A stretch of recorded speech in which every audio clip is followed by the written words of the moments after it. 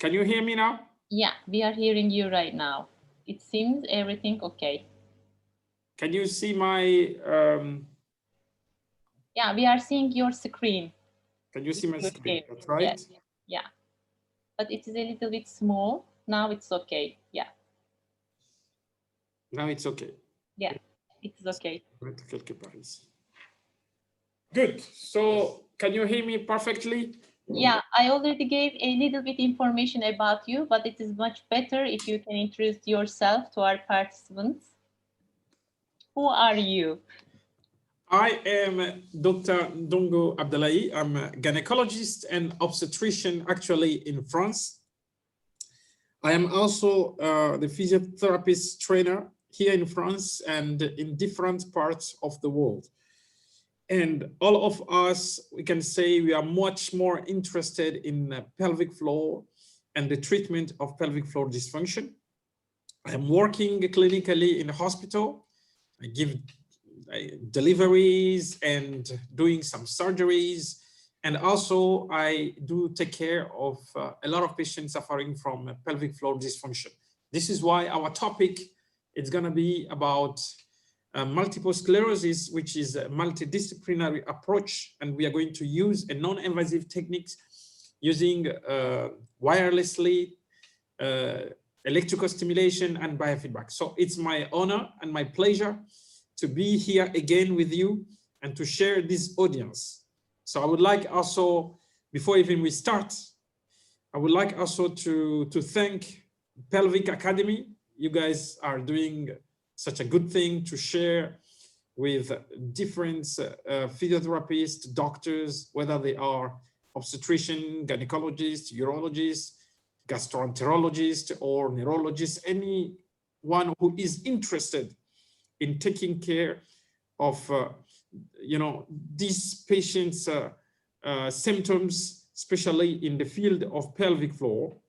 So this, I can say, really, you are amazing. You are doing such a good thing. We know a lot of patients are suffering from pelvic floor dysfunction. So this platform, I can say, it's an opportunity for us to share, even when we are under the COVID, but we still you can unite together, using the Zoom, of course. And so it's my honor and my pleasure to be here again. This is my third time sharing with you guys. The last time it was in July.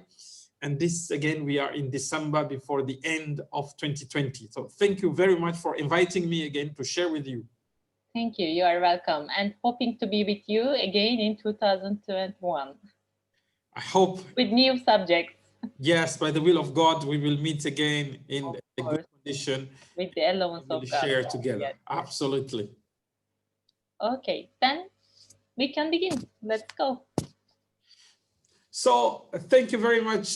It's exciting to give me this opportunity again to share with you. So today our topic is going to be about the pelvic floor rehabilitations when it comes to the patients suffering from multiple sclerosis.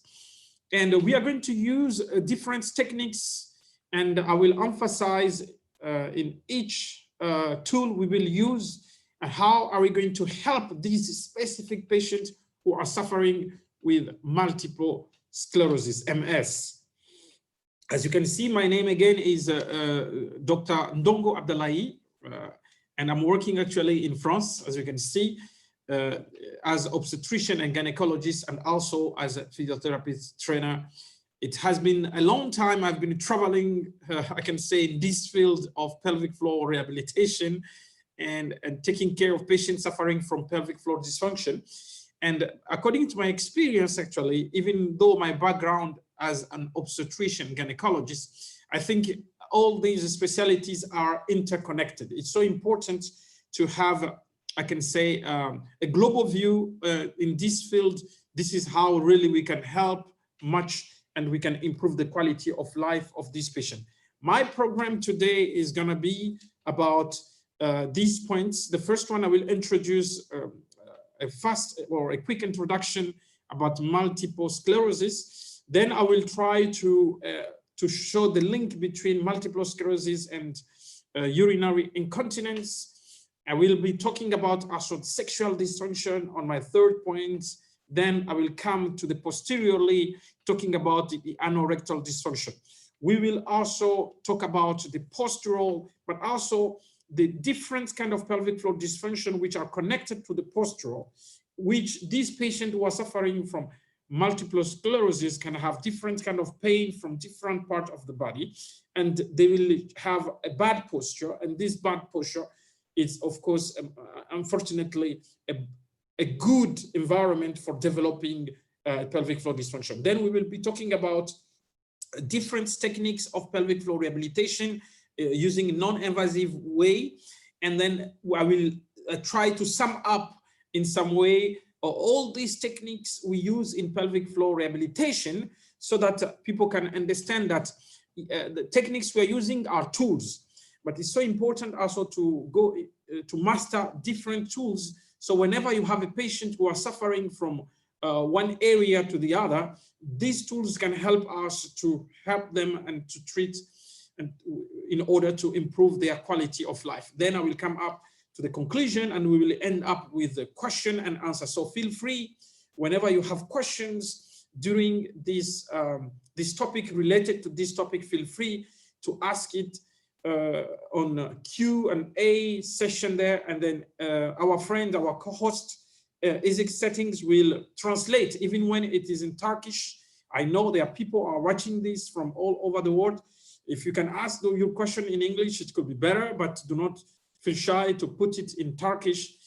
We have a good person there who will try to take care of this and translate for us. So thank you very much, Ceze Settings, for the translation in case we will have a few questions there.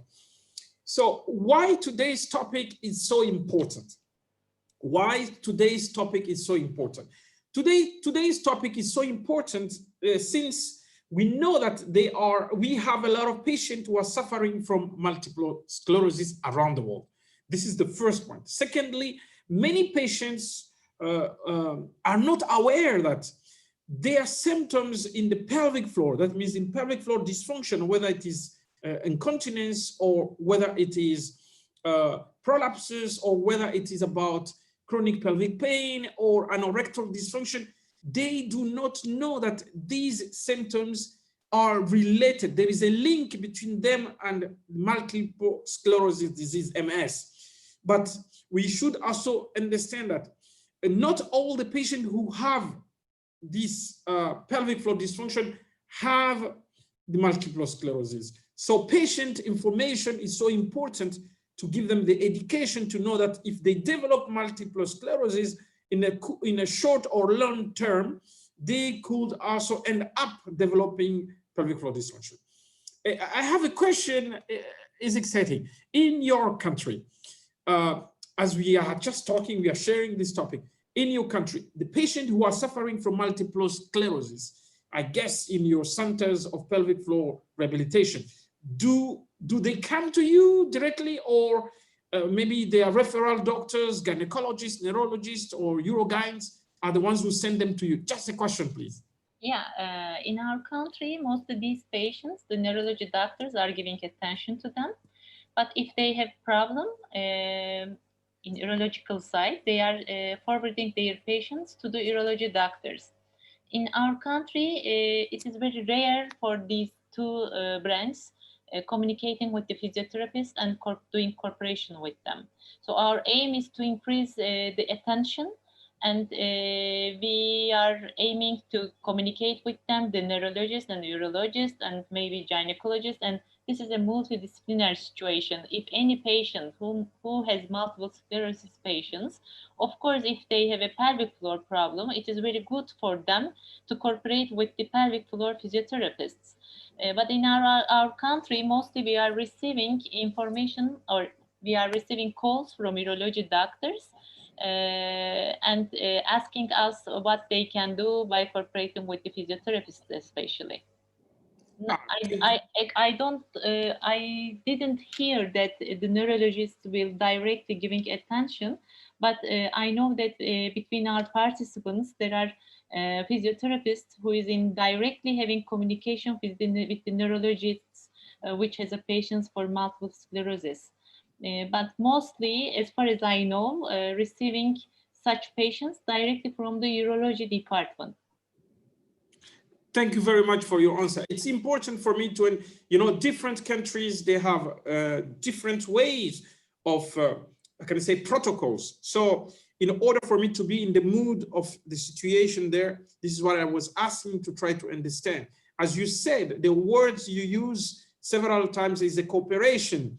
It's like there is an interdisciplinary connection between whether they are neurologists, urogynecologists, gynecologists, to these patients, because we are treating the same patients. This is why it's so important sometimes in this case of different disease or multiple sclerosis involving in pelvic floor dysfunction, it's so important to join our efforts together, because different techniques have different advantages, and we can use these advantages, we can use these facts to help this patient to improve their quality of life. Thank you very much for that point. And this is the way we should follow. This is why today's topic is so important. The another thing we should know that about pelvic floor dysfunction is it's remained a taboo, a social taboo. Many people do not talk about it. It's so easy for us to say someone got COVID-19, for example. We know somebody who got COVID-19, but it's so rare to see someone who said, I have anal incontinence, for example, or stress incontinence, because our social life, our education we had. But it's so important to, you know, to change that in mind, that to understand that pelvic floor dysfunction is just like another kind of disease. For me, at least, it's still less severe compared, for example, to COVID-19, because it's not about life-threatening. But it's so important to understand, because the patient who are suffering from pelvic floor dysfunction, they might have their quality of life. This matters. It's so important now to open up, to educate our people, to know that we have different field, pelvic floor rehabilitation therapists and doctors, they're working together. They can help them to improve their quality of life. This is so important to put it in the public, to tell the people, the patient should be well informed. Different specialties have to work together to help to treat these patients suffering from multiple sclerosis related, or to have some connections or consequences to the pelvic floor disorder.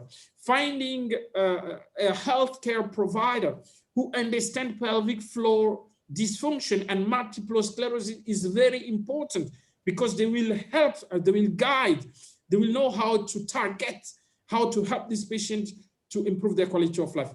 Not, as I said, not all patients with pelvic floor dysfunction have multiple sclerosis, but the patient who have multiple sclerosis in a long term, they will end up developing, because we know that the prevalence of developing pelvic floor dysfunction in multiple sclerosis patient is very, very high. There is now a correlation, we know that, between multiple sclerosis and the disabilities level of pelvic floor dysfunction. In other words, I can say that the patients who are suffering from symptoms in pelvic floor, in most of them, unfortunately, these symptoms will affect their quality of life. So this is why the disabilities related to this disease is, the correlation is very, very clear and very, very high. So on this first part, I will be talking about the introduction. And secondly, it's so important now in this part to think about multiple sclerosis. Let's introduce about this topic. Multiple sclerosis is a chronic complex neurodegenerative disease. It's targeted, these nerve systems are going to be targeted by a kind of inflammatory disease, especially in the central nervous system. And widely believed that we know that it is an autoimmune in nature. Secondly, it is mediated by autoreactive lymphocytes that cross the 3 Bs, that means the blood-brain barriers. These lymphocytes will cross the barrier, and then they're going to create some damage when it comes to the central nervous system, and created some kind of inflammatory reaction locally, and then will result up to demyelination or gliotic scarring.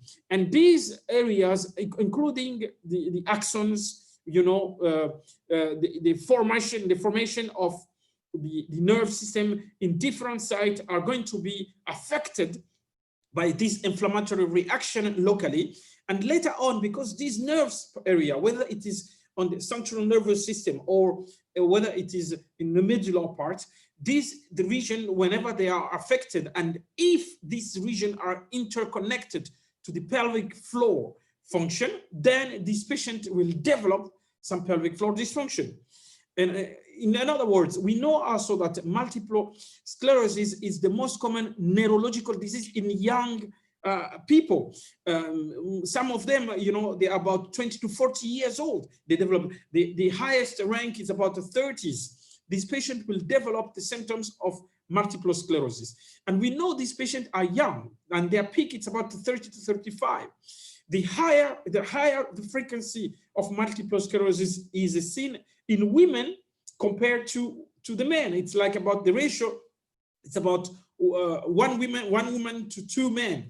So here we have a lot of women are suffering from this disease, and they will develop, more of them will develop pelvic floor dysfunction. It is a chronic and progressive disease through these inflammatory reactions, and then will damage, as we said, the nervous system. And many manifestation, different neurological symptoms is usually progressive. They will progress, they can affect the physical life of this patient, and of course, the cognitive capabilities. And whenever the brain is damaged or got some partially damaged, of course, this can affect even how the person thinks. This is the cognitive way, how the person is interconnected to the outside world, and especially about the quality of life as well.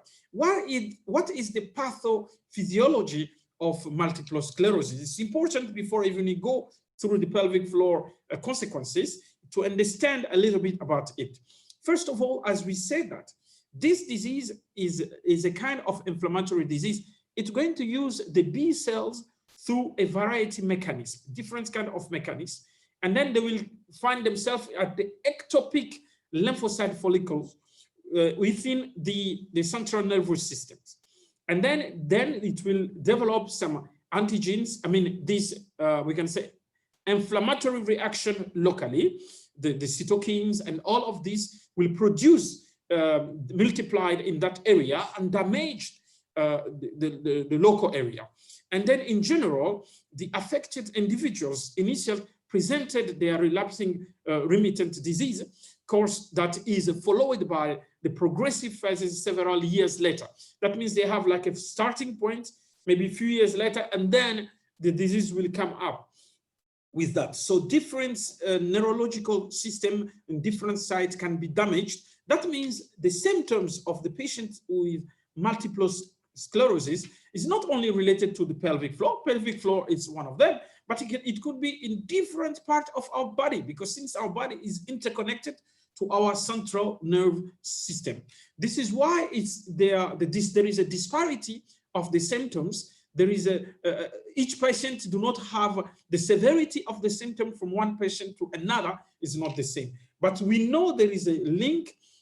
Most of these patients who are having multiple sclerosis in the short or long term, few years later, they might end up with pelvic floor dysfunction. This is why it's so important to integrate that information, to inform the public, inform the patient, make them to be aware about that. And also we as healthcare providers, doctors, physiotherapists from different specialties, we need also, whenever a patient with multiple sclerosis comes to us, we need to make sure that to ask some questions related to the pelvic floor dysfunction to see whether our patients, they started to have a maybe different levels of different severities of their symptoms into the pelvic floor. Because if we diagnose them earlier, we can put into place a protocol, a kind of treatment, which can help them to improve, or we know that early treatment, we can come out with better outcome. But if we waited until it's too long, sometimes these symptoms reach to a certain point, it becomes so severe, and then it's going to be very, very difficult to reverse this trajectory this way. So this is why it's so important for us as a healthcare provider to put the information to the public, to the patient who have multiple sclerosis. It's so important to relate to different specialties to try to help them how to improve the quality of life. So on the third slide of this introduction, it's so important also to say multiple sclerosis appear as abrupt. It's just come at the onset. It's just fast. And of the focal sensory disturbance can occur, and then later on that can come out with different kind of symptoms, because as we just said previously, that the different targeting sites can be so different when it comes to the central nervous system. This is why the patient can have different kind of symptoms. Some of them, for example, it's related to the vision, the way they see. The others patient can have the weakness of the limb. That means the way they will have the mobility working is going to be affected. And others, of course, unfortunately, can end up with pelvic floor dysfunction. Here, it could be anteriorly, whether it is incontinence, urinary incontinence, stress, or overactive. We know that many patients have overactive bladder when it's compared to the stress incontinence. This is so important information to show that many patients with multiple sclerosis will develop overactive bladder urgency, frequency, and when compared to the stress incontinence. Of course, the patient also can have also stress incontinence or even mixed incontinence. When it comes to medially pelvic floor, this patient can develop sexual dysfunctions as well. They can develop even some chronic pains. We know that this patient, as we can see from this slide, whenever their mobility is decreasing, whenever they cannot stand up straight or with a good posture, we know that in the long term, the intra-abdominal pressure will increase it in the long term. And if the neurological parts has been damaged, is connected also to the skeletal muscles into the pelvic floor, because these are voluntary muscles. We can contract them and relax them. But whenever we lose such a strength, the central command is lost, this patient might end up even developing some kind of pain or hypotonic pelvic or hypertonic. Different patient will develop different symptoms. It depends on the site where the disease has created such an inflammatory reaction and damage the functional parts of connected to that site. And later on, we can see also some patient who will develop posteriorly some anorectal dysfunction as well. So here we have a quick review showing us about how these patients can have the pelvic floor dysfunction. As we can see on this slide, we can see that some patient, we know that the pelvic floor is interconnected, first of all, to our brain. There is a central part. And we know that multiple sclerosis, unfortunately, is going to target the central nervous system, as we have just said. There is also the second part, which is the motor pathway, and the different kind of reflexes connected to our pelvic floor. We have, for example, the myotatic reflex, we have the pre-contraction reflex, which is interconnected to the neuromuscular function. And these functions, some of them are reflexes, that means autonomous, but others, they are, we can say, voluntary. We can contract, for example, our sphincter whenever we do not want to pass the gas or not. But imagine if the strength of the contraction can be affected. Not only we might end up developing incontinence from one side to the other, whether it is anal incontinence or even urinary incontinence. At the same time, we can also develop different kind of pelvic organ support relapse. That means they will lose their mobility, their function, and that can develop also another environment of developing different kind of disease. From the superior part, central part, we should understand that the function of the pelvic organ anteriorly and posteriorly are interconnected to our cortical center. We have the cortical center. That means the number one you can see on the screen. This is where the information arrived whenever we feel that we want to pee or not. We got the information there. And then this information is going to be sent up to the subcortical center, which is number 2. And number two will filter whether it is we need to pee or not. But imagine now if the multiple sclerosis, has developed to that site where the information should arrive. Of course, it's going to be a problem for a patient to know when the information arrived or not, or there will be an imbalance into sympathetic or parasympathetic system, and that can affect the functional. Later on, this patient can develop overactive bladder and so on. And then we have the third part of the brain. This is where we will send the information to go to pee or not. And on fourth, we will say no, for example, if we want to inhibit the action, for example, for you to go to pee. What I have said just now on this slide is also related to the anorectal function. We have the same systems, whether it is sympathetic, parasympathetic, which are autonomous system, but we have also the somatic system, which is the voluntary ones interconnected to our brain, to the central system. In the medullar part, this is where we will see the parasympathetic, for example, system on T10L2 level. With the parasympathetic system is S2, S3, S4, and we have the somatic in S2, S3, S4. Whenever these have been damaged as well, it can affect their function as well. So when we look to the pelvic organs and all the components which are in this region, all these work together.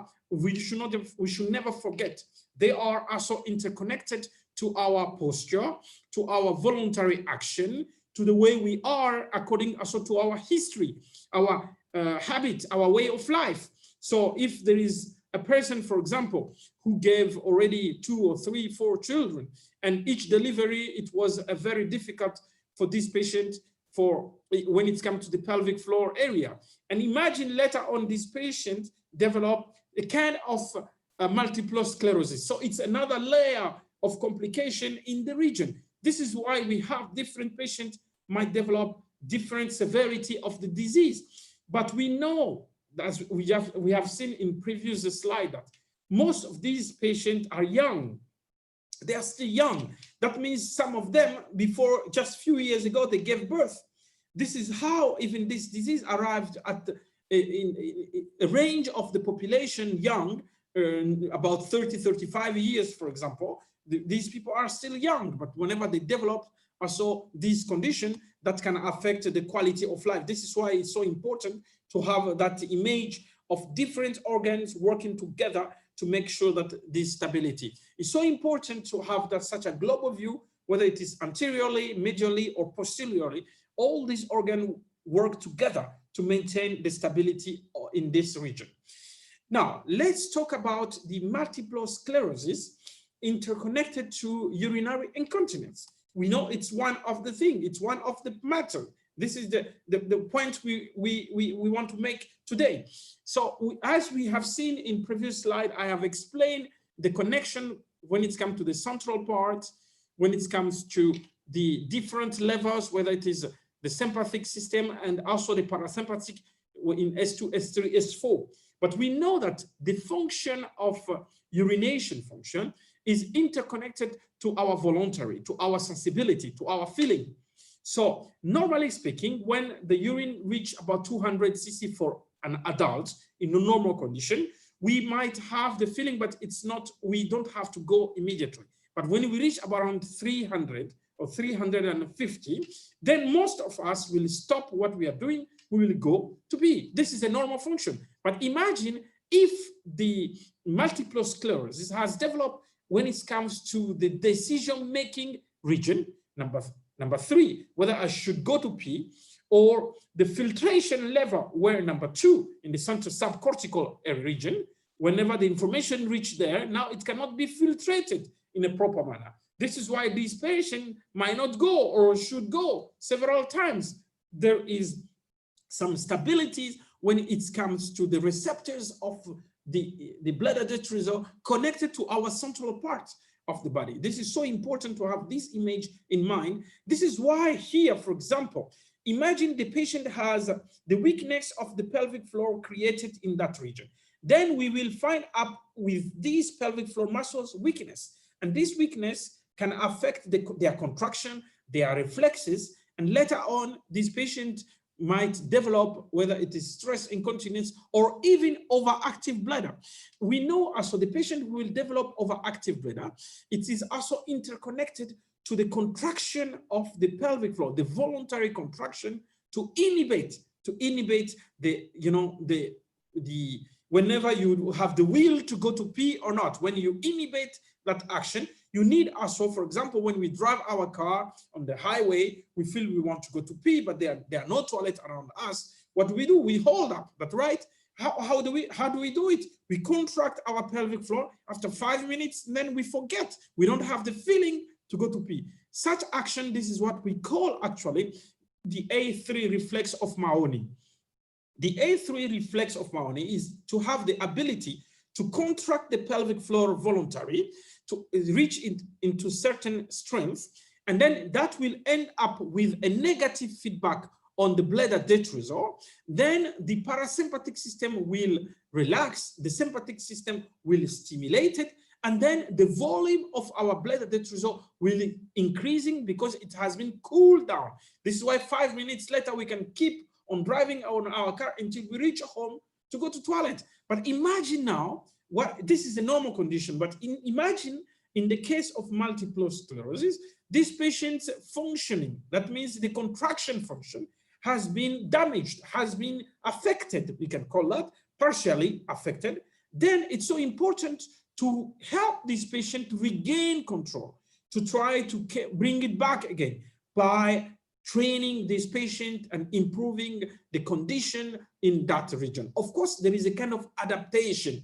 There is an adaptation. So the pelvic floor rehabilitation will come to try to adapt, although the source or the origin of the damage is far connected to the pelvic floor, but the result end up into the pelvic floor. This is so important to have this image in mind because it is interconnected to what we're gonna do when it's come to the pelvic floor treatment. And here we have the lower urinary tract symptoms when it comes to multiple sclerosis. They are very frequent. Many patients, they are suffering from that. After 10 years of the disease activity, it is estimated that more than 90% of multiple sclerosis patients will report some kind of lower urinary tract symptoms. And 70 to 80%, imagine to those numbers, have changed in voiding patterns during their follow-up. That means the way they behave to go to pee, because it is interconnected to our feeling, is gonna change as well. The capacity for the bladder to hold up is gonna change in the long term. Just 10 years later, this is how to see that a patient with multiple sclerosis must be informed that there is a possibility that she or he will end up developing some pelvic floor dysfunction. This is why it's so important, whether it is a urologist, whether they are neurologists or these gynecologists who have the patients who come for just for the treatment of pelvic floor dysfunction, but to also communicate with the physiotherapist to see how we can help them. Because otherwise, if we just do the surgery in such an environment, most of the time we will solve the mechanical part, but the functional part, it might not be, solved. This is so important now to use these different specialties to help this patient to improve their quality of life. So as we can see, this can impact not only the cortical part, where is the first station center of the information, the subcortical, this is where it is filtrated. I feel that, oh, for me, it's time to go to pee. That is the subcortical center. The brainstem is center number 3. This is where, whenever I decide to go to void, to pee. And number 4 is the cerebral center. This is when I'm driving on the car, I do not have any toilet. I have to continue to drive my car until I will reach to that point. If any part of these centers has been damaged, the superior centers has been damaged or partially damaged by the multiple sclerosis inflammatory local regional reaction, then unfortunately we can end up with different kind of symptoms. It can be also on the medullary centers, can affect the parasympathetic and the sympathetic system, which are interconnected to our pelvic floor muscles, which are skeletal muscles. That means voluntarily, but unfortunately, whenever the damage has been done, this voluntary action or reaction can be affected as well. So in this way now, we need now to understand this patient might develop some stress incontinence. I have said previously that overactive bladder patient symptoms are the most common. They are the most common. We will ask the patient whether they have frequency, urgency, whether they wake up several times a night, what do they drink. All of these things are so important because in long term, this patient, even their feeling function is gonna be affected as well. So the stress incontinence, stress urinary incontinence has its origin from multiple sources. This we know that according to the pictures I have just shown. The patient sometimes can have what we call the urethral hypermobility. This can affect the imbalance between the bladder pressure and the urethral pressure. Some patients might develop some this sphincter deficiency. I'm talking about the pelvic floor muscles, whether they are deep pelvic floor muscles or superficial pelvic floor muscles. Their function, I mean, their contraction, their force can be affected, maybe related to multiple sclerosis, but maybe also related to the history of this patient who have given birth, who have, or this patient have had some pelvic floor surgery. All these things can interconnected and can become even severe and severe whenever this patient end up with multiple sclerosis. The reduction or the absence of the contraction reflex, the pre-contraction reflex, the myotatic reflex, all these are so important. Muscles, pelvic floor muscles weakness. As well, some patient can develop some hypertonic. It's not because it is hypertonic, so these muscles has a normal function. We do not need hypo or hyper. We need a very dynamic pelvic floor, which adapt according to the situation to help this patient to remain continent. And also the degradation of the pelvic tissue. We often talk about the skeletal muscles, but we should not forget that around these skeletal muscles, we have also this connective tissue, which to take part as well to the function of the pelvic region. So all of these elements, these players around, they need also to remain, to keep the normal function in order to have a normal quality of life. But whenever one of these players has been damaged, this can affect, unfortunately, the quality of life of this patient. It's so also important to not forget that the posture of our body, the way we sit down, whenever we take a lot of stuffs, or with this patient of multiple sclerosis might develop also a bad posture because of pain. All this bad posture in the long term will increase the intra-abdominal pressure. That means it will create the environment of developing the pelvic floor dysfunction, whether it is the hypermobility of the organs or the attachment organs or their elasticity, their contractility function. All of these matters when it's come to pelvic organ functions. The management in such a way. So how are we going to treat this patient? How? It's good to diagnose, but how are we going to help them? When it's come to the case of overactive bladder, most of these patients will have urgency, frequency, polyuria. They will wake up several times a night. Whenever they have a few amount of urine, they will go to pee. So in the long term, this will also create a very bad environment of the bladder that resolve feeling. That's right. In such a way now, this patient will end up sometimes with the voiding problems. Their behavior might change as well. And whenever this behavior changes because they go so often, we need also to understand what kind of drinks these patients have, their diets, and how do they drink. All of these, it's so important to put them in together.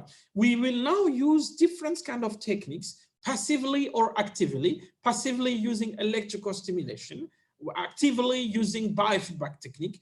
Biofeedback and electrical stimulation combined together, for example, with manual, and according also to the posture dynamically, because we are used to move, we are not just lying on the bed. All of these techniques will help now to help this patient to relieve these symptoms, reduce their symptoms, and improve the quality of life. But unfortunately, some patients will end up having drugs. We know that these drugs, anticholinergic drugs or Botox injections, we know now we have, after a few years of researchers, now we start to understand how do they work. Some patients will get the benefit through that, but unfortunately others, after 2 or 3 injections, they might even develop neurological degeneration, and these can also develop the sensitivity or the receptors of the bladder detrusor can change as well, and later on this patient might even end up with overflow, a kind of incontinence as well. Some patient can go even some neuromodulator stimulation. We can implant them there to try to help them control their symptoms. By the way, if we know that all of these can be a routine for this patient if nothing is done, this is why it's so important early, this multidisciplinary approach. I'm talking about different specialties taking care of the pelvic floor region. They need to work together, relate these patients. And more importantly, we know also most of the pelvic floor rehabilitation techniques do not have these side effects like drugs. That's right, because we just use electrical stimulation and biofeedback manually. So there are no, I can say, side effects. Of course, a patient who have a cardiac pacemaker, we don't put electrical stimulation. This we know this is contraindicated. But when we can still use other techniques like biofeedback manually and help this patient to improve their quality of life as well. The management, what about multiple sclerosis related to urinary incontinence? This patient with a urinary incontinence, as we can see, stress incontinence, I'm talking about, this patient can have difficulty to hold or to empty. Sometimes their symptoms can be related to the sphincter. They might develop dyskinesia, and later on they will have leak of urine whenever they cough, they sneeze. Some patient might have also some, when it comes to the pelvic floor muscles weakness. These pelvic floor muscles weakness in the long term will imbalance, create the environment where the reflexes, whether it is myotatic reflex or whether it is a pre-contraction reflex, might not be there. And this patient now, whenever she coughs or he coughs as well, male or female, we know each of them can have such a disease. Later on, they will have a link of urine. Whether they have a hypotonic or hypertonic pelvic floor, by the way, we can see the degradation of the environment of the pelvic floor will develop the symptoms related to stress incontinence as well. So pelvic floor rehabilitation can help this patient to improve the command, to try to bring it back because it's lost. How we can try to improve this region's functions and improve, of course, the quality of life as well. Let's talk about multiple sclerosis. As we can see, this topic of multiple sclerosis touches different function in the pelvic. We have just talked about anteriorly, whether it is overactive bladder or stress incontinence. Medially, now let's talk a little bit about sexual dysfunction as well. Most of these patients, do not forget, they are young. We are talking about 20 to 40 years old patients. They are young. That means they still need to have a normal sexual life. That's right. That's right. So in that way, we can see this population of these patients developing multiple sclerosis, and then who will end up with pelvic floor dysfunction. They need to have a normal life like everyone else. So they might develop this sexual dysfunction. As we can see, the sexual dysfunction is also highly prevalent in the patient with multiple sclerosis. It is very often, it's so important. There is a need to help this patient to improve their quality of life as well, sexually as well. So sexual dysfunction may have a tremendous negative impact on the quality of life. The couple, what about the couple? What about their social life? What about the future of these patients? So it's so important. Whenever it's occurred, we need to help them. They are young individuals who need to be treated. It is estimated that 50 to 90%, look at these numbers, 50 to 90% of men with multiple sclerosis have sexual dysfunction. this is completely high. That means whenever you have 10 patients, at least 5 to 9 of them, they have a problem. 10 patients, you have 5 to 9 among them, they have sexual problems. More than half. This is huge. This is huge. So we need to really think about it on how to help these patients. Why there is a higher prevalence when it comes to the sexual life here. As we can see, this as we know, the sexuality not only is it's connected to our brain function, but it is also connected to our desire, to our feeling. But imagine the desire area, the feeling region has been affected. Or whenever a patient is depressed, the patient feels his life is changing dramatically. A few years ago, it used to be perfect. Just now, the patient lost mobility. Just the psychological, I'm talking about the psychological impact of the other symptoms. I'm not even talking about the sexual part. The other symptoms of multiple sclerosis in different parts of the body can affect the psychological. The person will lose some esteem, will lose confidence. And this on top of that, if the regions of sexuality has been also damaged by the inflammatory local regional reaction, that will also affect not only the erectile parts or the ejaculation disorder, the other will have orgasmic dysfunctions, and all of the libido. All of these can be affected, can affect the quality of life of these patients. This is why it matters to talk about it. As you can see here, I put some references there. You can see these articles. We have 3 of them. They have talked about it. It's so important whenever someone wants to go and read, why not? You have the link there on your screen. So the severity of the neurological impairment correlate with the severity of the lower urinary tract symptom, but as well as sexual dysfunction. Whenever they have a severity of neurological damage or impairment, this is correlated to the urinary incontinence, but also it's connected not only incontinence, lower urinary tract, whether it is void or not, the function of the bladder and the urethra. These functions can be affected. But as well as we know, there is a correlation with the sexual life. As you can see here, the numbers just tell us among 10 people, 5 or 9 of them male, they have sexual dysfunction. Of course, women also, but it's not maybe very high compared to the male. This research have just revealed when it's come to the male as well. But it will be very interesting to have another research talking about the same points when it's come to women as well. The clinical studies of lower urinary tract. This study shows that about the sexual life, and especially about, of course, the connected to multiple sclerosis and how much it can affect the quality of life. Most of male patients with multiple sclerosis have lower urinary tract symptoms as well as the sexual dysfunction. And the severity of these, as we can see, it is connected directly. So important to remember that in that way. Multiple sclerosis connected to anorectal, because we are talking about pelvic floor dysfunction. We talk anteriorly about the urinary tract, that's right, bladder, urethra. We talked a little bit medially, talk about sexual life, and so on. Now let's go posteriorly to talk about the anorectal dysfunction as well.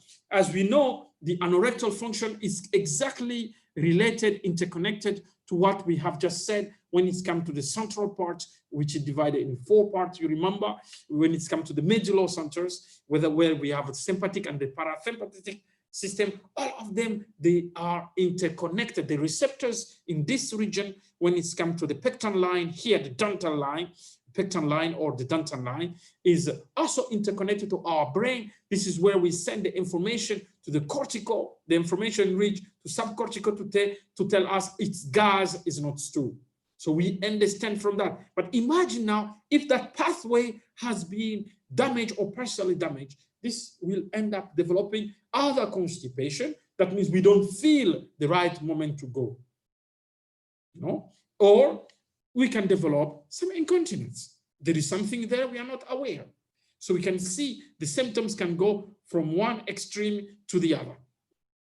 So whenever the sympathetic system is activated, normally speaking, the alpha and the beta receptors of the sympathetic system will activate it. The rectum will relax, but the anal will close. And whenever the parasympathetic system is activated, this is when we pass this two. That means our rectum area will contract, our anal area, region, and the sphincter will completely relax. This is a normal function, but we should understand in multiple sclerosis, unfortunately, because of the central part has been maybe damaged partially or completely, we can say that, by the inflammatory reaction, that can affect the normal function of this region. Now, here we can see the bowel symptoms, especially the fecal incontinence, are less likely to be reported than the urinary symptoms. Why? Socially, our taboo. Most of the people do not say they have incontinence. But some of them, they say, I have urine incontinence, but not anal incontinence. So this is just people do not report. This is a study which was done in Australia. The bowel symptoms have been less frequently studied.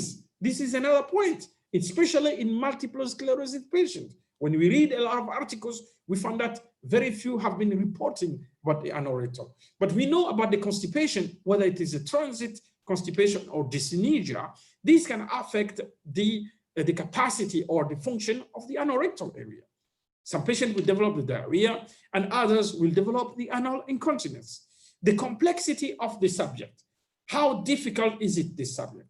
Here, as we can see, the actual pathophysiology underlying the bladder and the bowel symptoms in people with multiple sclerosis may be very complicated. As we know from the bladder point of view or anorectally, these regions share exactly the same symptoms. Different message, but reaching to the same region. We have also the sympathetic system and the parasympathetic system, different receptors from different regions. So in order to separate them, sometimes it's not easy thing. This is why a lot of studies, when it comes to pelvic floor dysfunction related to multiple sclerosis, they do not just only analyze one symptoms. Most of the study, it's two symptoms together. You will see some articles, they talk about stress like lower urinary tract symptoms related also to sexual dysfunction, or lower urinary tract dysfunction related to anorectal. So a lot of studies, they use two together because most of the patients do not come just with one symptoms because the region is still the same. The patient come with multiple pelvic floor dysfunction symptoms from different region, but they come together. This is why it's so difficult sometimes to separate what is the impact of multiple sclerosis only in a type of symptoms in pelvic region. So, and multiple sclerosis connected to anorectally, the management, how are we going to treat it? First of all, of course, is to take a good history of the patient. This is the key. Make sure that the patient talk to you. You have the physiotherapist, doctors as well. We have to use the same way. Talk to our patient, listen to our patient. Let's show them that we are listening to their story. If a patient feels that they are listening to me, then this patient will open the book for you to read. But whenever you don't really give the time to the patient to talk, because the patient has to tell us his or her history. So the listening part, the key for me is the starting point to make a good relationship between us and the patient. Secondly, we should understand this patient, when they come to see us, they did a lot of efforts because socially it's a taboo talking about pelvic floor dysfunction sometimes.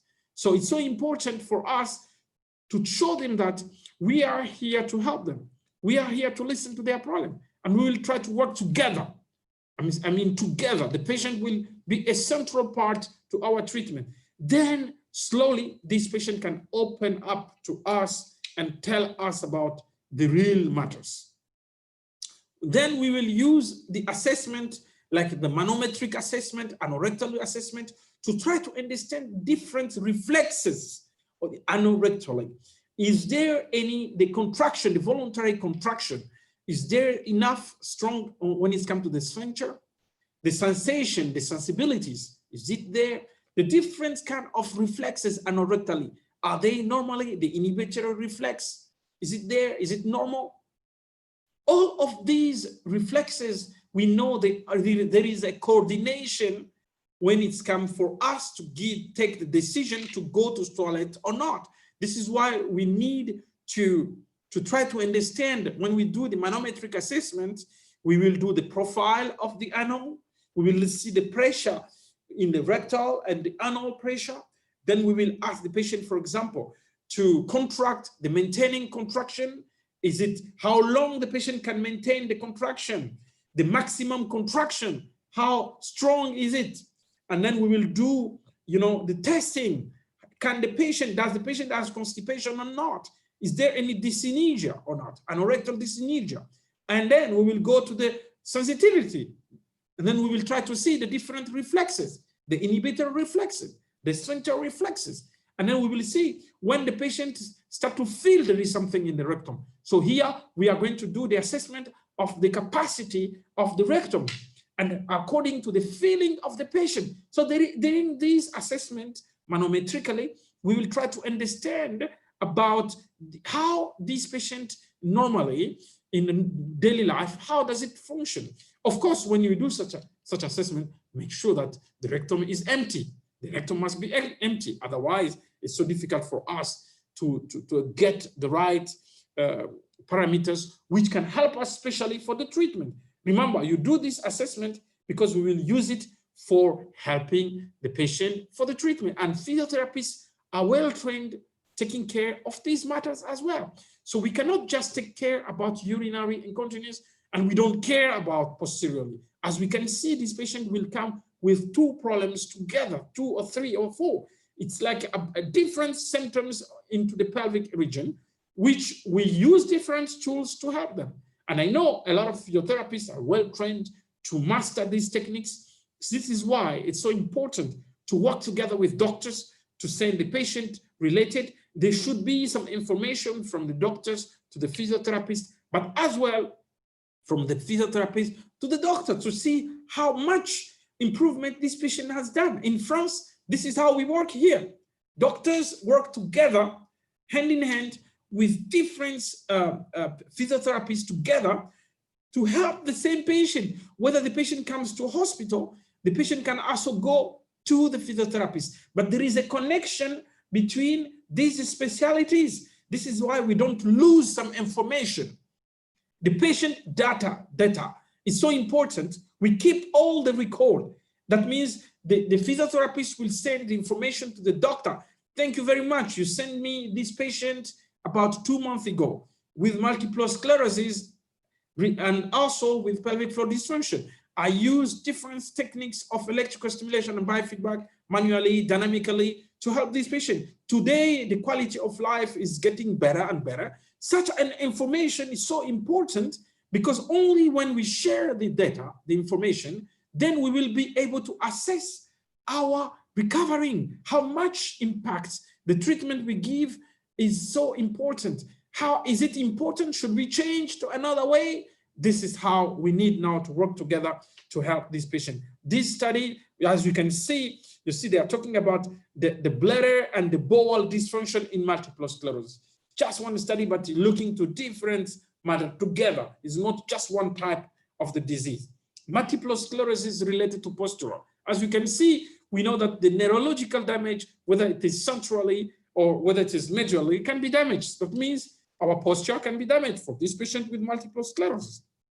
This is why it's so important. And whenever this posture is damaged, you see, this can affect also the pelvic organ functions, their functions. This is why it's so important to also look to the patient. Yes, we are focusing on the pelvic floor, but it's so important. The pelvic floor is also interconnected to our whole body. It's not separate matters. All of these are interconnected together as well. Multiple sclerosis using non-invasive. For non-invasive technique, as you can see, this is a study which shows that the pelvic floor disorders and the multiple sclerosis of patients, they use this study, and you can see on the conclusion, while multiple sclerosis patients are generally satisfied with the current management of the bladder and the bowel when it comes to different kind of dysfunction. This is a study which has done. Another one, a comparative studies of pelvic floor muscle training in a patient with multiple sclerosis. This is another study showing us also it can be done, it can improve the quality of life. It's so important to take care about these symptoms, otherwise this patient unfortunately can increase. Last year, as you can see, the ICS, I put this picture for us just to see. This is just like last year meeting about the ICS. 2019, we can see in this topic, they talk about the pelvic floor symptoms in patients with multiple sclerosis. And the observation of this study, as we can see here, some patients in their study, they found that 79% of the patients develop some kind of urinary incontinence. Urgency, the frequency of this patient is 97%. Urgency, that means related to overactive bladder. Fecal incontinence, 53% of the patient develop such a problem. We have also, of course, pain and the pelvic floor dysfunction. All of these, as we can see, and the conclusion, what it tells, the study shows that although the diagnosis is not so easy because some patients do not come for the treatment, but there is a prevalence, the prevalence of the pelvic floor dysfunction in patients with multiple sclerosis is very, very high. In the same study last year in ICS, what did they say? We'll look at the conclusion. The conclusion said that the patients often tend to not give the right importance of the pelvic floor symptom. This is what I was saying, that the patients are not aware that their pelvic floor symptoms are interconnected to their disease of multiple sclerosis. So see, they're not aware about that because they are more concerned about the other symptoms. For them, it's like normal to pee, to have incontinence. But we know this is not normal. That's right. It is normal to pee, but it's not normal to have incontinence. That's right. So it is important to sensitize both the patient and the healthcare personnel. That means healthcare providers. That means we need to get the information about multiple sclerosis. We need to be educated. This is what we are doing tonight, a special night for us. We are sharing the topic. This is a very good thing. We need to talk about it. We need to understand that it is interconnected. This is we as healthcare provider, but also we need to inform the patients to know that whenever they develop multiple sclerosis, it is possible for them to end up developing pelvic floor dysfunction. This is why we need to pay more attention to this patient and try to help them improving their quality of life. This is so important information, as you can see on their conclusion. They wrote at the right part, pelvic floor rehabilitation is an integral part of patient therapy with multiple sclerosis. This is the conclusion on the ICS last year. As you can see their conclusion, it really shows us how important is pelvic floor rehabilitation for the patients with multiple sclerosis. If we don't do that, if we don't help them earlier, we might end up with major surgeries. And we know our last topic I gave in July, it was on 23rd of July. I was talking about the major pelvic floor surgery interconnected to pelvic floor dysfunction after surgery. You remember, this is the topic we had for those who came last time. It was about that. So imagine a patient with multiple sclerosis with these symptoms and we do not care, or the patient did not come for the treatment. Later on, we have, because this patient is still alive, we have to improve the quality of life. Sometimes we have to end up with major surgeries, and these major surgeries will end up also again with the pelvic floor dysfunction again. So it's really a cycle, and that is what we should really avoid, to end up with this kind of huge surgery abdominally and pelvically as well. So this is why you see here the effect of biofeedback therapy on anorectal function after the reversal or the temporary stoma, when administered. That means this patient has a huge surgery. Later on, even after a huge surgery, you see pelvic floor rehabilitation using biofeedback, sometimes with electrical stimulation, can help this patient. This one also is a major surgery the patient went through after cancer, rectal cancer, developed, maybe related, not necessarily related to multiple sclerosis, but here I wanted just to tell the people, those patients who have multiple sclerosis, if we don't really pay attention to these symptoms in the long term, they might end up with major surgery, such as cancer and others. And later on, these can also interconnected to their quality of life.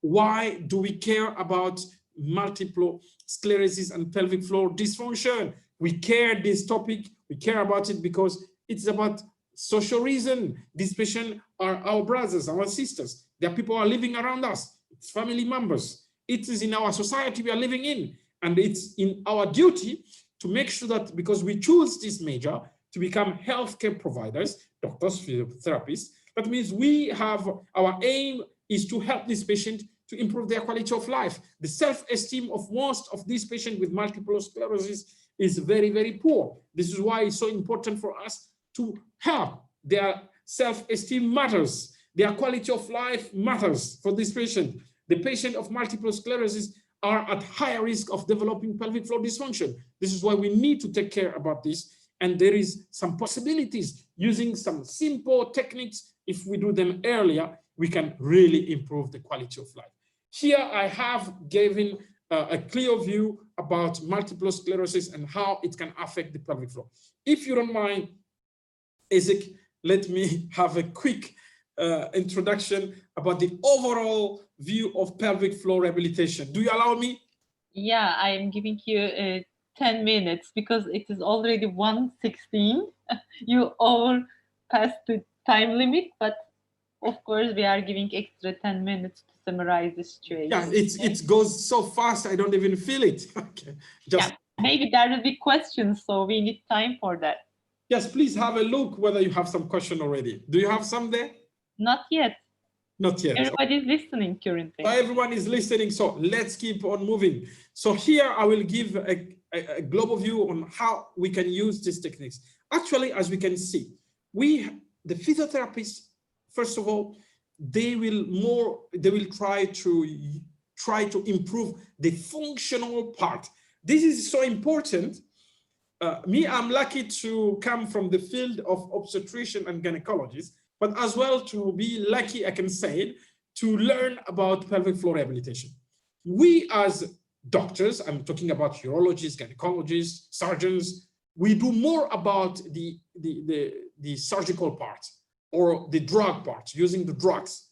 But the physiotherapists, they use some functional part. This is so important to understand. And we know that different organs join together to create the system, and these systems work as a function. So in order for us to help this patient regain, our aim is to regain a normal function, because whenever there are symptoms, you know, that the function part is not working. So whenever you want to do your surgery or any kind of drugs you want to give your patient, is to normalize the function. But we know also in medicine, they taught us earlier, we better use first the techniques which are not invasive, which will have less side effect. These ones should be put on first line, because if they work, we might avoid having a huge surgery, because these surgery have some side effects. These drugs, they have some side effects. So in this manner, this is why it's so important, this patient with multiple sclerosis, to send them first for non-invasive treatment, helping them to see. But I'm not saying that all these non-invasive will work 100%. No, I'm not saying that. I'm not saying that. But most of these patients, for example, in France, pelvic floor rehabilitation has been installed for over 35 years. Over 35 years, and it's undercover. The patient who has any symptoms into the pelvic floor will go to has the right to get the treatment in different parts of this country. I'm not talking only in Paris or in the big suburb. I'm talking even in the rural area. We have a lot of physiotherapists who are working together with doctors and whether with their referral doctors or urologists, gynecologists, neurologists together and helping these patients. They do not have to go too far to find a person who will help them for the treatment. And we know that since we put this system into place, it's working perfectly. So manually, it's a way. Electrical stimulation is another weapon we use. We can use also the biofeedback techniques. We use the hypopressive, that means abdominal pressure control, and related also to the thoraco-abdominal. That means the patient respiratory system, the abdominal muscles, the weight of the patient, but also the posture. All these techniques, we use them statically first, but if it's necessary, as quick as possible, we use dynamic. This is why it's so important to use the wireless technology, which help us to connect the patient, get the biofeedback, which is a functional part, the muscles contraction, and we can choose different kind of curves according to the patient's possibilities. The manual part, last time I have talked about it. It's just to put this slide here to show that this part also help us in one way. Application of electrical stimulation. We use because we can use different kind of stimulation, whether it is drainage stimulation, whether it is interferential current, whether it is biphasic rectangular with the null average currents. We use that because most of the pelvic floor muscles, they are skeletal muscles. Skeletal, that means they can be interconnected to our somatic system. This is why it's so important to use the stimulation related to the skeletal. I will have a table later, I will show it. The objective, of course, is the awareness, the sensibility, the contraction, the muscles which are weak, we want to try to increase their strength. If it's necessary, whenever they are hypertonic, we make them relax. All of these are being used to help this patient increase their quality of life. This table, you remember last time I put the parameters of electrical stimulation, whether it's tonic fibers or whether it is 2A or 2B, the phasic ones, the pure phasic, because these muscles are not the same. They do not use the same energy. We know the type 1, they are, please, the endurance ones, they are less fatigue, but we know that the type 2B, for example, they use the glycolic, and type 1, they use the they are oxidative fiber muscle fibers. So this is why it's so important to understand the physiological of these pelvic floor muscles area, but we should understand these muscles are interconnected to the neurological system. So the neurological, muscular, electrical stimulation work together to try to make the patient to regain the control and improve the quality of life. We have different kind of tools, different kind of probes, vaginally, rectally, remember, male, female, same. Of course, we do not put the same type of probes vaginally to go to rectally. The rectally ones are different, but it's exactly the same manner, the same tool. Here, for example, you have different kind of the vaginal probes we use, for example, here in France, and we have different types, as you can see here in this slide, and we have different kind of vaginally pressure and rectally as well.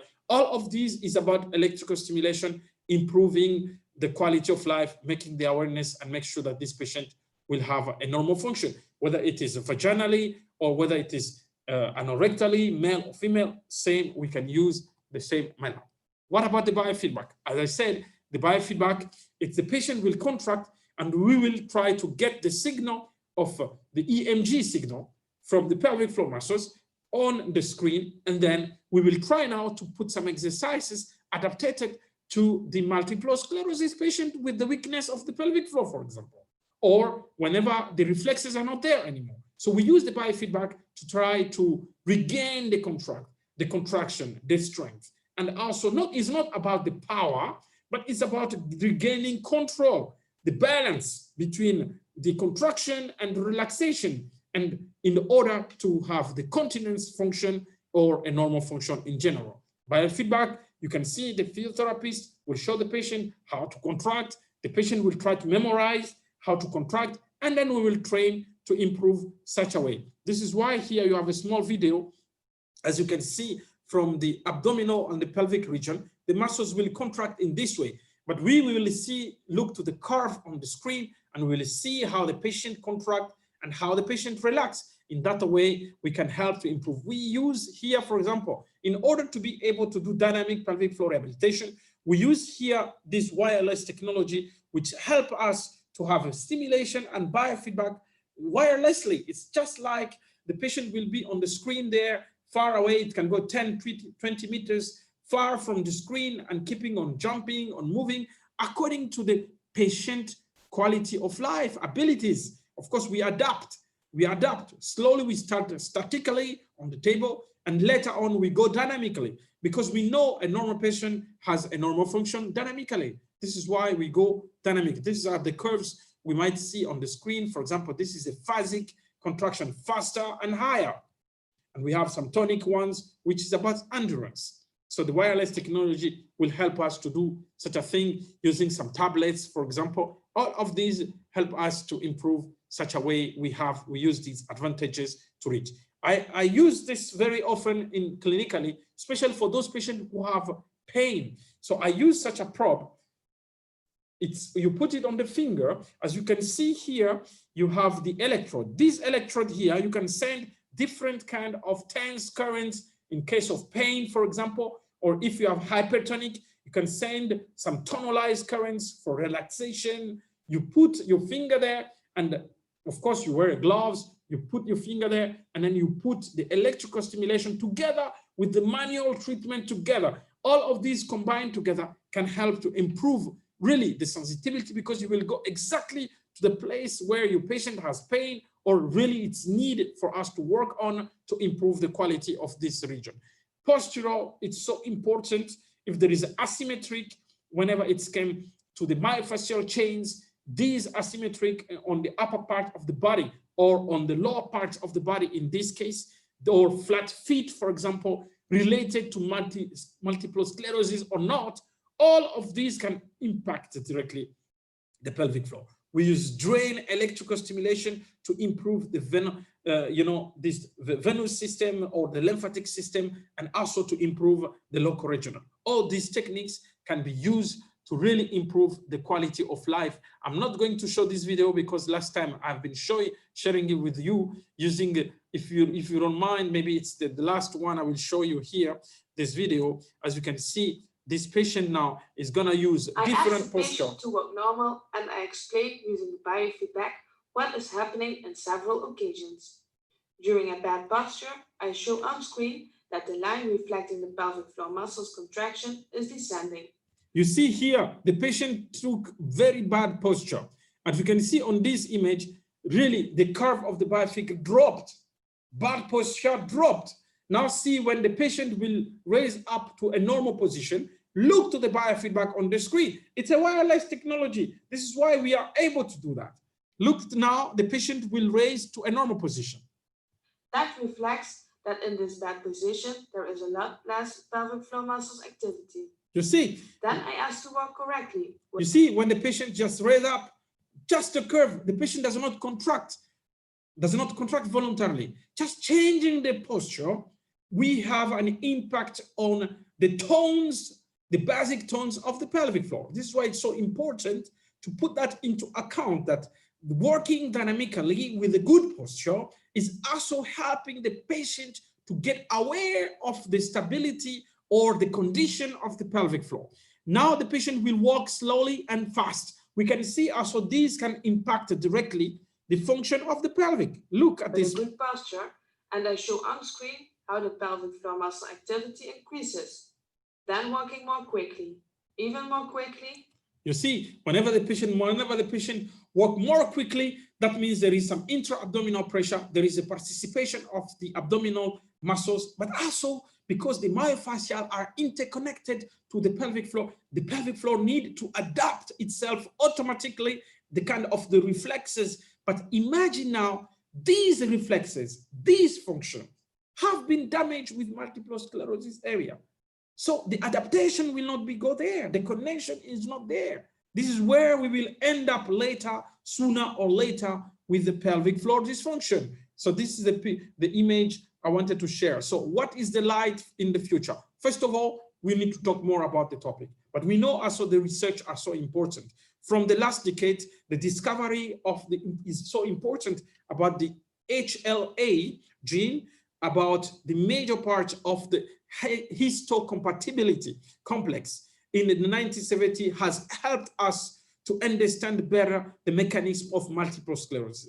Accordingly to the genome-wide associated studies and the international multiple sclerosis, the genetic consortium, as we know now it exists, they have opened up an entire new field of research to try to learn more about the mechanism of the multiple sclerosis, of course, also to more understand about the impact it can have, not only into the pelvic floor, but as well in different parts. In conclusion today, the prevalence of pelvic floor symptoms in patients with multiple sclerosis is very, very high. It's very common. Patient with multiple sclerosis having pelvic floor dysfunction, very common. Secondly, the early diagnosis of multiple sclerosis and the information we need to give to the patient, especially whenever they have such a problems, it's so important because we need to get information and inform our patient about it. The awareness of the healthcare providers when it's come to the multiple sclerosis versus pelvic floor dysfunction is also very important. Pelvic floor rehabilitation is an integral part of the patient's therapy in multiple sclerosis. This is the ICS conclusion of last year summit. And also, there is a need for more randomized studies. We need to share the audience, to do some researches, to understand better about the disease. This is when really we will help to improve the quality of life. Now I finish my topic is dissecting. I would like to thank all of you very much for remaining there for a few minutes after we have finished. And now I'm ready. If you have questions, let's try to answer them. Thank you very much for your attention. We are thankful for your very nice presentation. All our participants stay till to end, and I don't know whether they have a questions or not because I do not see any question. So I'm asking once more, is there any questions to Dr. Ndungo? I think everybody understood very well. So it was my great pleasure sharing with you this platform again. And we hopefully at the end, we have to say the 2020 has to pass very, very soon. And we would like to invite 2021. There is one question, Dr. Ndungo. Sorry, I cut your speech. Yes. Can you see the question and answers? Yes, I'm going to click on that. Okay. I can see, dear professor, thank you a lot for the presentation. I wonder about your experience with the patient who have a 0 to 2 pelvic floor muscle strength. Does the EMG biofeedback or electrical stimulation work with those patients? It's a very, very good question. And thank you very much for asking me this question. According to my experience, as you know, I'm an obstetrician and gynecologist. I also have a lot of patients after giving birth, after a very difficult using forceps, vacuum, or after a pelvic floor trauma. Some of them, if you go to try to do the Oxford evaluation, modified Oxford evaluation about the pelvic floor manually assessment, for example, you might see they are very, very weak. The contraction, when you put a little resistance, is not there anymore. So remember, the device just I have shown you, the device I have shown you using the dynamic biofeedback. We have two parameters. One, what we call the smoothing. The other one we call the reactivity. These two parameters help us in, of course, it depends on the device you are using.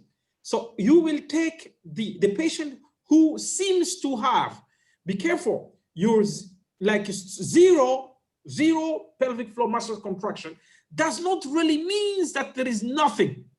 That means our perception manually, it's like we don't feel that the patient is contracting because I put my finger there, I ask a contraction, I don't feel it like this, not right?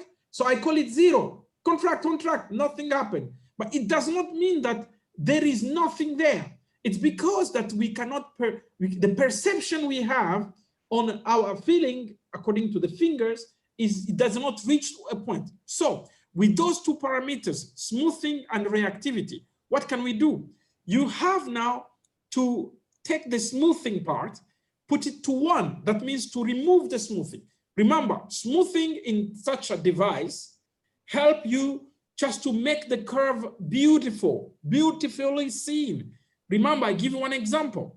The ECG we see on the paper actually is not so beautiful as we think. It has been computerized and then to give us an image which we can be able to analyze. This is the role of the biofeedback. The biofeedback means the curve which will give us the feedback according to the patient contraction, transform the parameters into numeric, and then we will put it on the screen, and then we need to understand it, because if it's like this, I cannot really feel it. So the processing now, I will go to the smoothing. I will remove the smooth for the patient who have the so-called weak pelvic floor. I remove the smooth, but I will increase the sensitivity, the reactivity on the screen for me to see the slight contraction. Those patients who have a stroke, for example, the brain damage, whenever you ask them to contract, nothing happening. It's same manner. Patient with multiple sclerosis who have very weak pelvic floor, same manner. I will lower the smoothing, increase the reactivity for me to show me the slight activity. Then the patient will see that there is some slight contraction that can even help the patient to reconnect to the pelvic floor. So this is one thing we do. Secondly, I can use also the electrical stimulation to try to waken up the perception. How do I do it? You remember the table I put on the screen showing you the type 1 muscle fibers, which the frequency is about 8 to 33 hertz. Type 2A, the frequency was about, remember, 20 to 40, and the other one, the frequency was about 40 to 80 hertz. And then wide of pulse of type 1, it was 320 to 740 microsecond. So imagine now I want to do for type 1 patient from 8 to 33 hertz and the wide of pulse from 320 to 740 microsecond. These are the parameters of type 1 fiber muscle, which is tonic. Then what I should do, I should start to work the tonic, not the phasic, especially for the patient who are very weak, because we know you cannot run faster if you cannot walk. That's a very good example. So I will try first to increase the endurance, the basic, and that is the tonic part. So in order now to help your patient, the frequency should not be so high, because the frequency by definition is the number of the cycle by the second. These patients have the so-called very weak pelvic floor, like you call it 0 or 1 or 2. Then I will choose a frequency close to 8, not close to 33, because 33 is too much for this patient, because with a weak pelvic floor, I will choose, for example, 8, 9, 10 hertz, for example. But what I will do now, the wild of pulse, as I know, the range for tonic fiber muscles is about 320 to 740 microsecond. Now I will increase the wild of pulse close to 740 microsecond. For example, I will choose 600, 700, 720. So that in that way, I will use electrical stimulation, which is a passive way to wake up. That means I put more energy into the fiber muscles, neurological and muscle fibers, to waking it up and asking the patient, whenever the stimulation arrives there, she has voluntarily to follow the electrical stimulation. This is the waking up process, and slowly, when the patient starts to recover a little bit, then I will start to reduce less electrical stimulation and start to increase some biofeedback technique. This is a process we need to follow with the patient with a very, very weak pelvic floor, frequency lower, wild of pulse, a little bit wider, higher, and slowly when the patient recover, I will increase the frequency and I will reduce the wild of pulse. So we use that. We can use also manually, teaching the patient, please try to contract, but sometimes manually it's not so easy for the patient who have 0 contraction.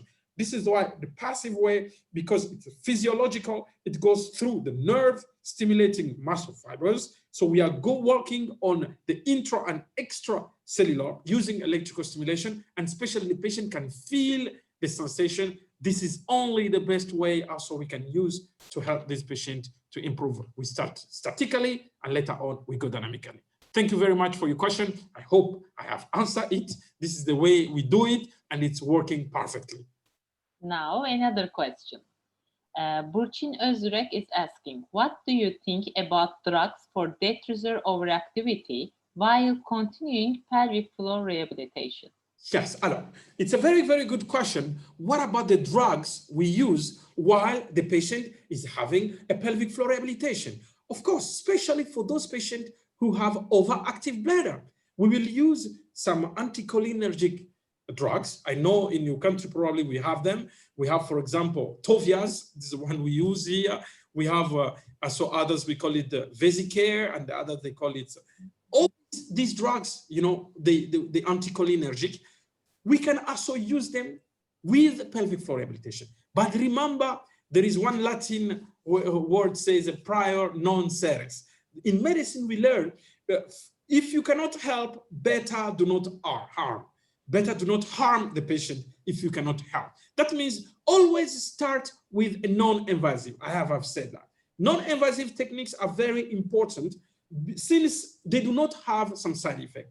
Unfortunately, these anticholinergic drugs you want to treat, for example, the overactive bladder symptoms of your patient, they can also end up developing some constipation.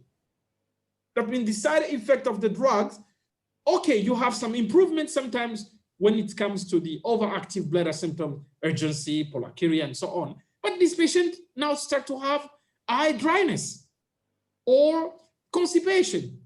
This is why most of the time, if the symptoms of the patient are very, very severe, that means they really impact the quality of life of your patient.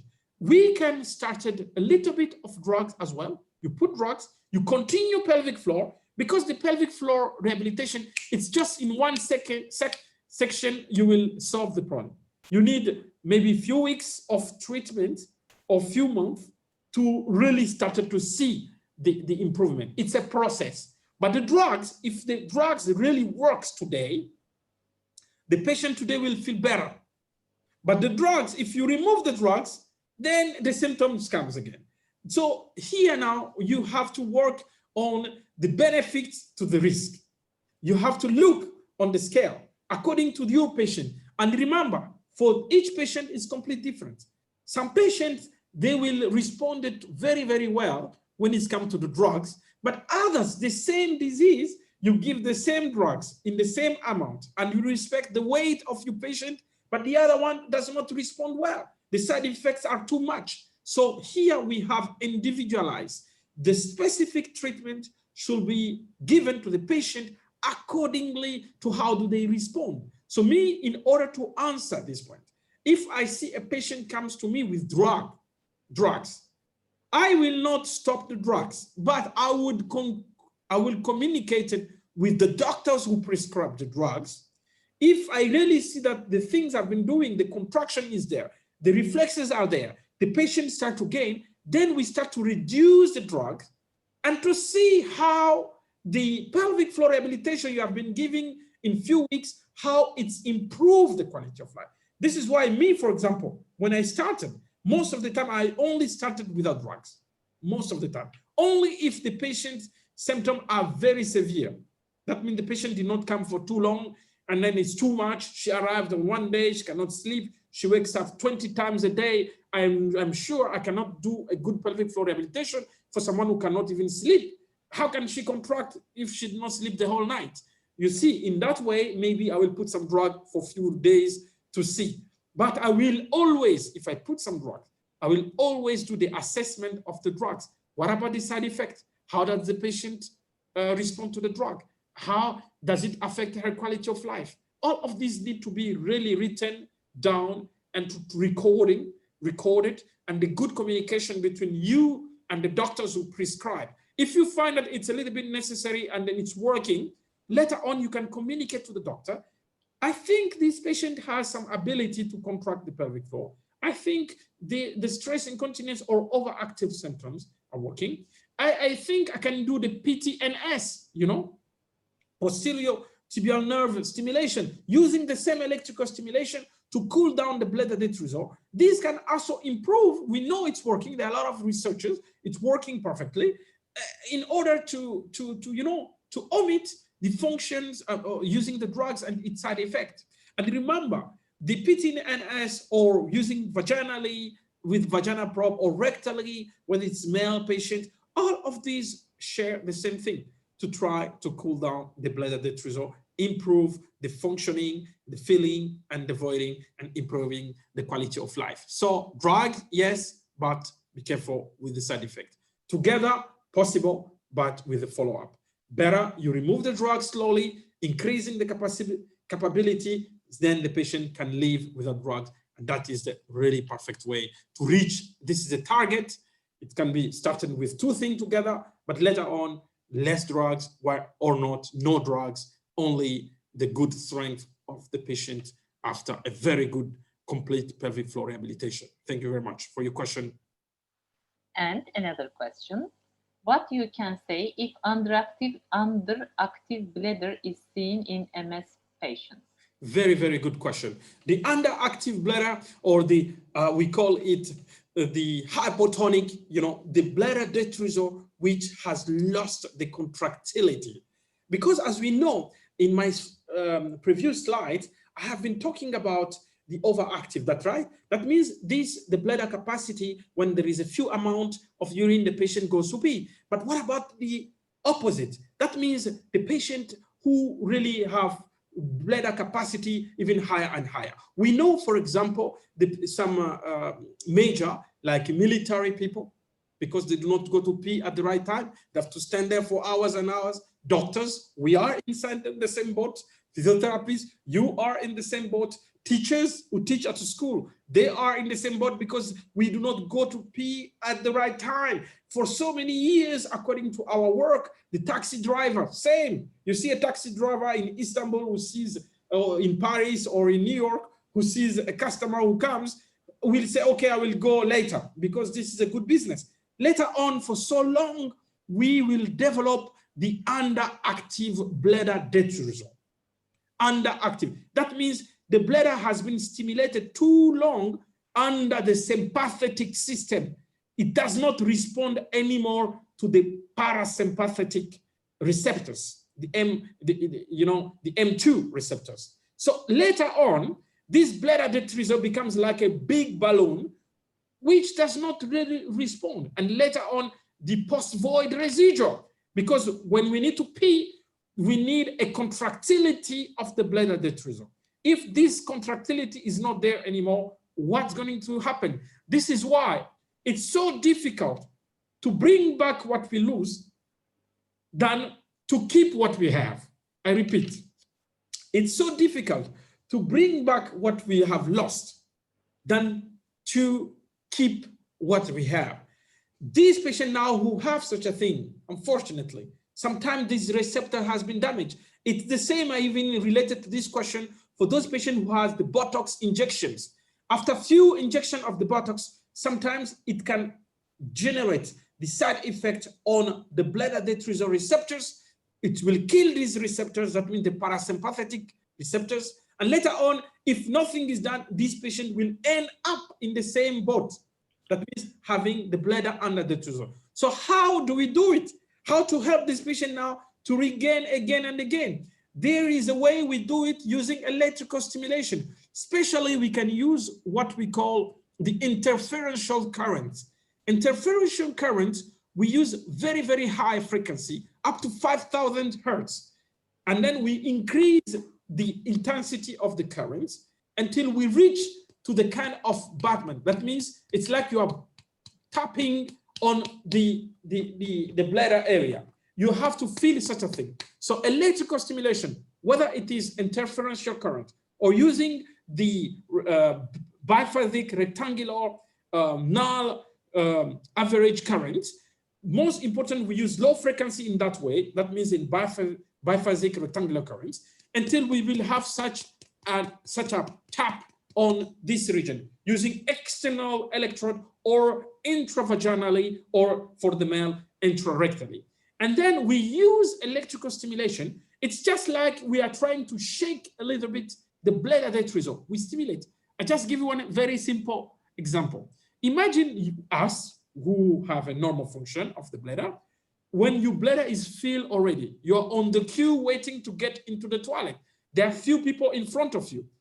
Can you tap on the bladder detrusor? Can you tap on you? No. More you tap, more you feel you have to go to pee. So we use such electrical stimulation to wakening up these receptors. That we stimulate the parasympathetic system, and that means we inhibit the sympathetic system.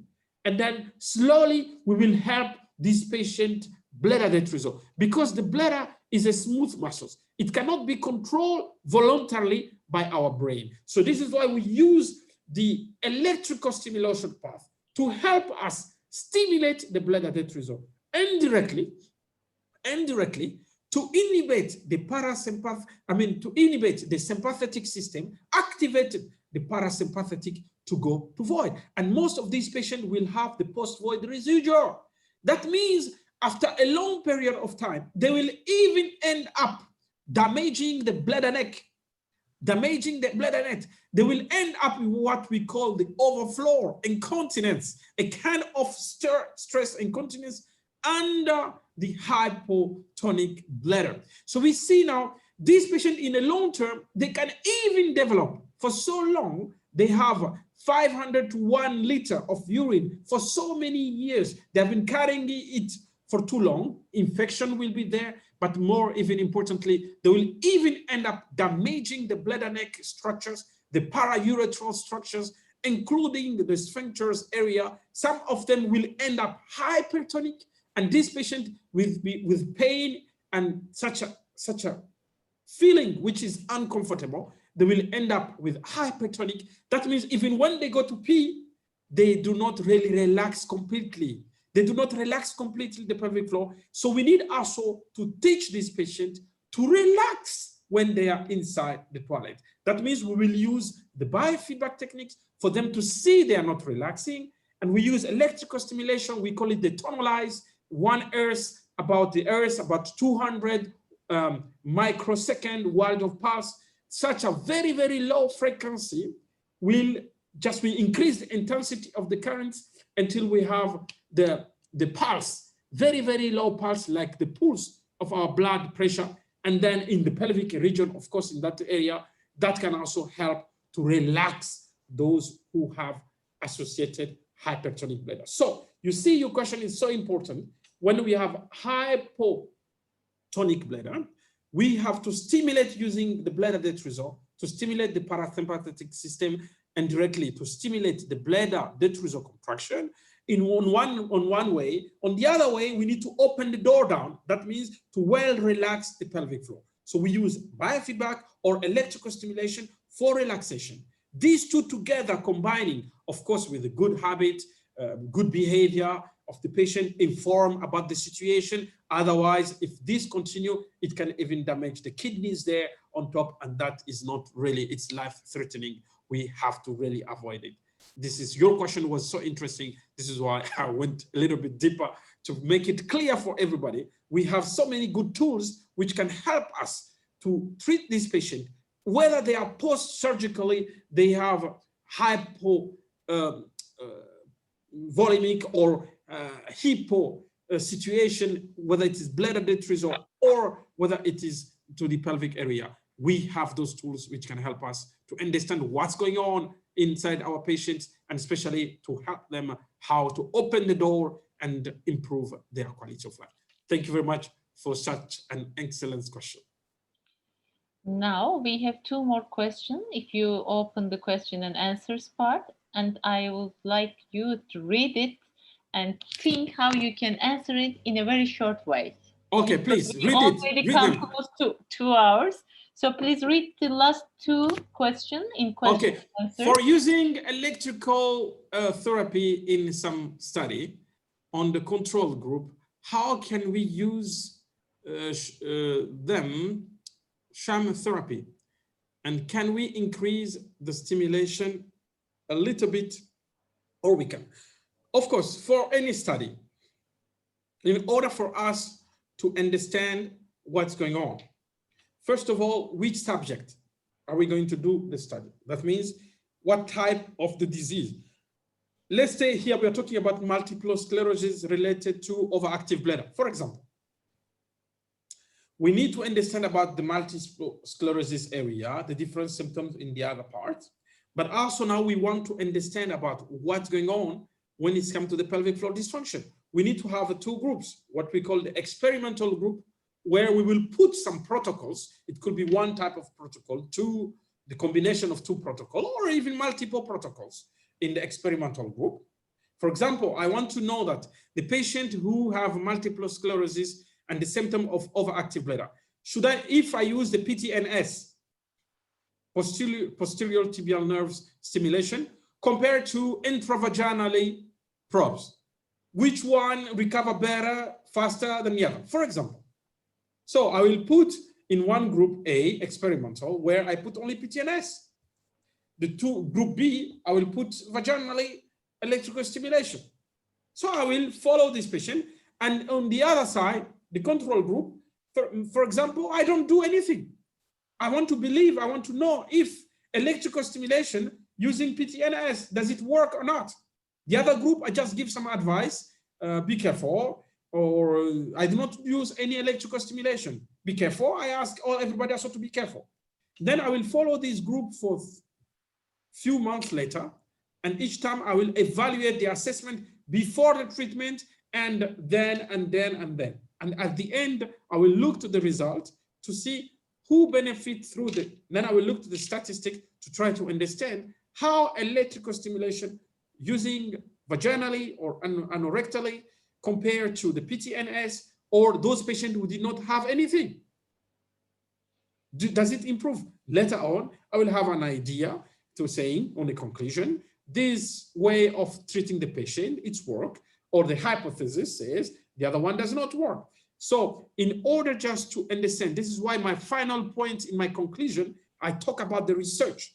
I said that it's so important for us to have this opportunity to talk together, but it's also so important for us to try to assess our treatment. All this treatment we are doing, do they work or not? Does it really, do they improve the quality of life? Yes or not? So the research will give us the answer. So thank you for this question, because it's the last point I was talking about, and I think it's a very important part. In order to help this patient in a better manner, we need to use different kind of techniques, but also to evaluate them. Does electrical stimulation trigger multiple sclerosis attack? And what is the fatigue, the threshold of multiple sclerosis patient while the pelvic floor stimulation? It's a very, very good question. As we know, when we look to the introduction I was talking to today, I explained that most of these patients with multiple sclerosis, this inflammatory reaction will go to damage to some certain sites of our central nervous system. And later on, this central nervous system will also have an impact far beyond, that means up to the pelvic floor area, region. But remember, when I was talking about this topic in different parts, I say that when we do the pelvic floor rehabilitation, it's a kind of to adapt to the new environment. We are not treating to the origin of the problems, but we try to adapt to the conditions so that the patient will develop new capacity, new abilities to try to keep a new balance, because there is a new field now.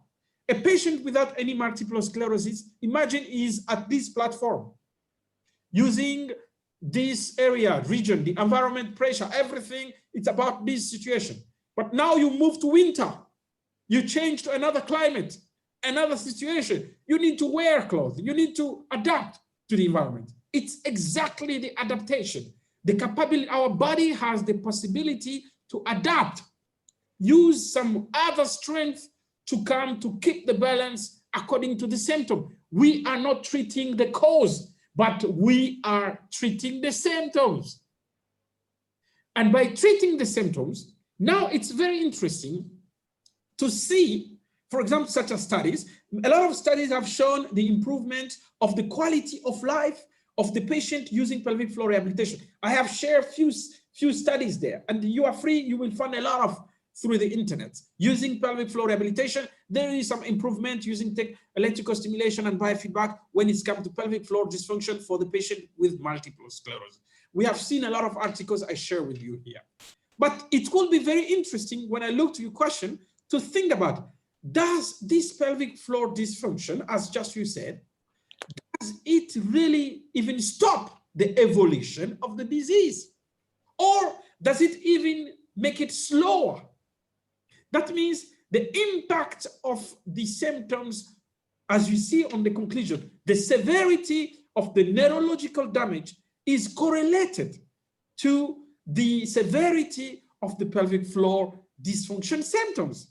That means more there is a damage to the nerve, of course it's logic, more you damage to the central parts, of course the consequences to the pelvic floor, it's higher. That we know that, and it's logic. But the question now, if you do pelvic floor rehabilitation, do we really slow? But if I have to be biased by looking to the preview conclusion, which say that pelvic floor rehabilitation improves the quality of life of the patient with multiple sclerosis. What does it mean?